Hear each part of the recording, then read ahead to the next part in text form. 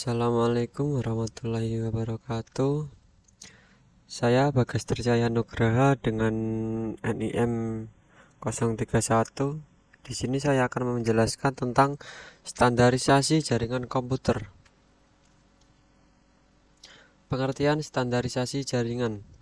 Standarisasi jaringan merupakan sebuah aturan atau ketentuan yang diharuskan untuk dipatuhi oleh setiap brand. Standarisasi ini bisa disebut juga aturan main untuk jaringan komputer. Contohnya, seperti saat kita membuat kabel LAN atau crimping UDP.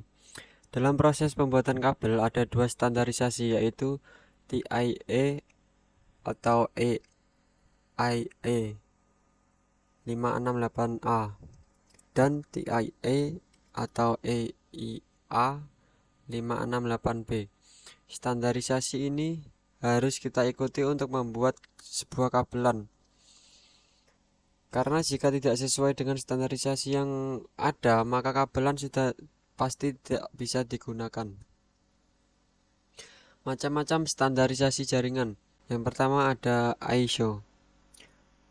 ISO merupakan International Organization for Standardization, yaitu sebuah organisasi internasional yang bertugas untuk menetapkan standar atau ketentuan yang berada di bidang industrial dan komersial di seluruh dunia. Yang kedua ada TIA.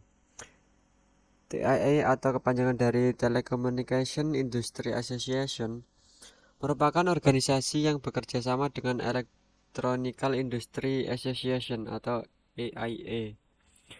Mereka bekerja sama di bidang industri perkabelan.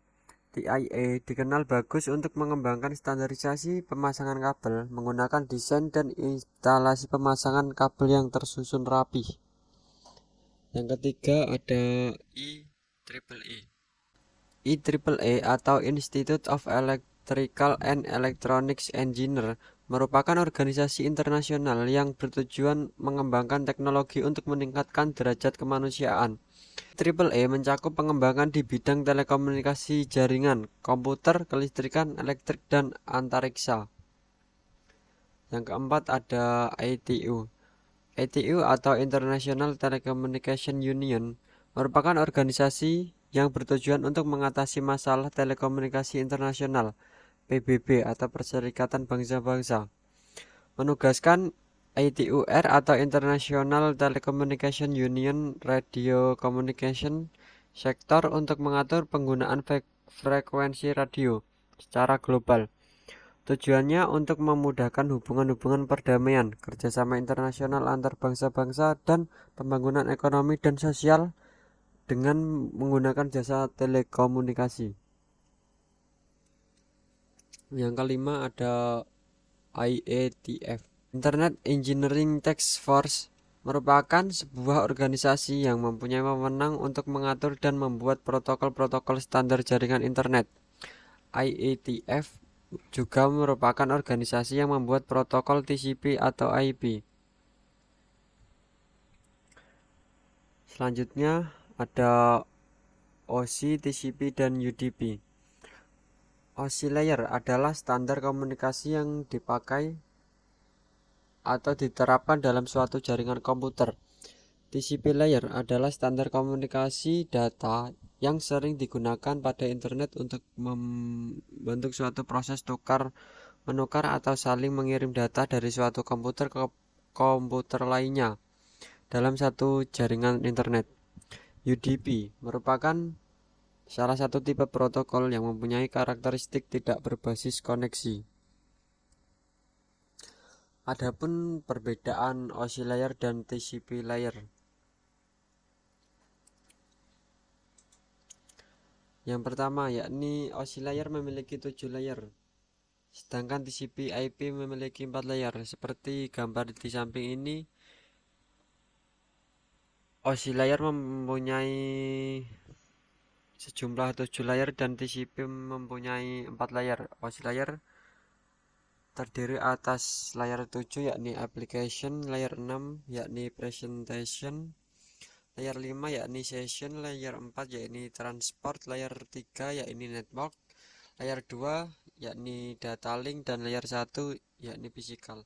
Sedangkan TCP/IP mempunyai 4 layer, yakni application, session, transport, dan network. Yang kedua, OSI layer merupakan protokol independen, sedangkan TCP/IP merupakan protokol switch. Yang ketiga, standar OSI layer tidak digunakan secara cuma-cuma, sedangkan standar TCP/IP, semua standar yang digunakan dapat diperoleh secara cuma-cuma pada jaringan. Yang keempat, perkembangan OSI layer tersendat yang tidak seperti TCP/IP. Yang kelima, yakni TCP/IP akan menjadi standar dunia jaringan komputer tidak seperti OSI layer. Yang keenam, yakni OSI layer mengembangkan modelnya berdasarkan teori, sedangkan TCP/IP mengembangkan setelah diimplementasikan. Yang ketujuh, OSI layer mengombinasikan session layer ke dalam application layer, sedangkan TCP/IP mengombinasikan presentation. Yang ke-8, OSI layer mengombinasikan physical layer ke dalam satu layer, sedangkan TCP/IP mengombinasikan data link. Yang ke-9, TCP/IP lebih sederhana dengan memiliki 4 layer. Dan yang terakhir, TCP/IP lebih kredibel karena protokolnya. Demikian penjelasan tentang standarisasi jaringan komputer. Apabila ada salah pengucapan kata, mohon dimaafkan. Saya akhiri. Wassalamualaikum warahmatullahi wabarakatuh.